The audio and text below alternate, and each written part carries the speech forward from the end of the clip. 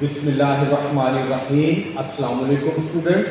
Today I will be discussing pathophysiology with second year BSN students. Our today's topic of discussion is mechanism of inflammation or hemodynamics of inflammatory process. I repeat, mechanism of inflammation or hemodynamics of inflammatory changes. Okay students, in this topic diagrams will be helpful for us. In inflammation we have three different changes.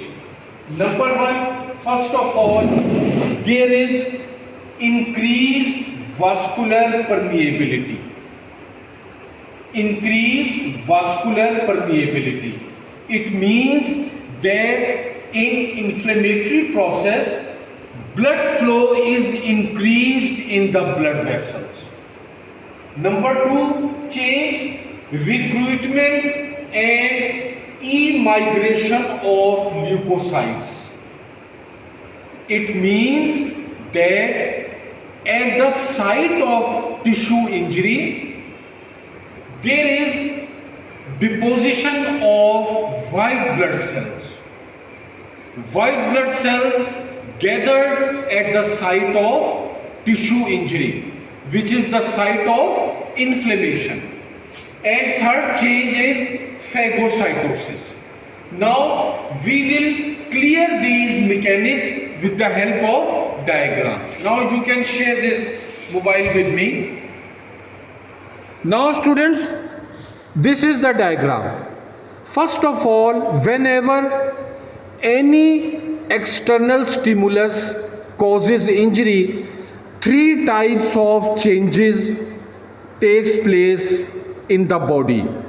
First of all, there is endothelial binding of neutrophils and macrophages. It means that along the walls of blood vessels, neutrophils and macrophages are collected. Number second change is, you can see, release of vasoactive chemicals. As a result of tissue injury, vasoactive chemicals are released. These vasoactive chemicals, these may be bradykinins, histamine or other mediators of inflammation, which are released by mast cells. And third change is release of chemokines. Students, vasoactive chemicals, they cause vasodilatation. That is, internal diameter of blood vessels is increased. So, as a result of these three changes, that is endothelial binding of neutrophils and macrophages, vasodilatation and chemokines, these three factors leads to emigration of neutrophils and macrophages into the tissues.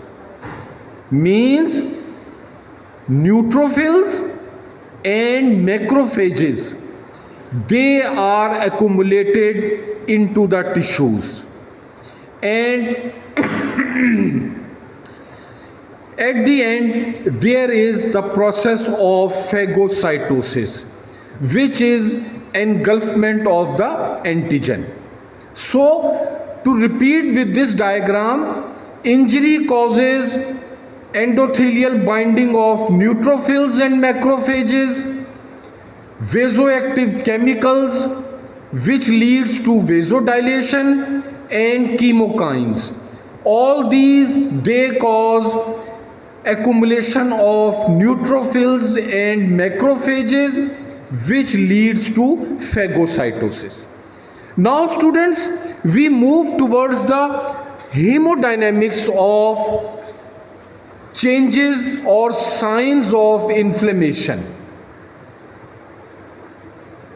You have studied that there are 4 features of inflammation, that is pain, heat, redness and swelling. The basic mechanism behind these 4 signs and symptoms is vasodilatation and neutrophils emigration. You can see that there is vasodilation, increased vascular permeability and neutrophils emigration. These 3 changes, they leads to the signs and symptoms of inflammation like pain, heat, redness and swelling.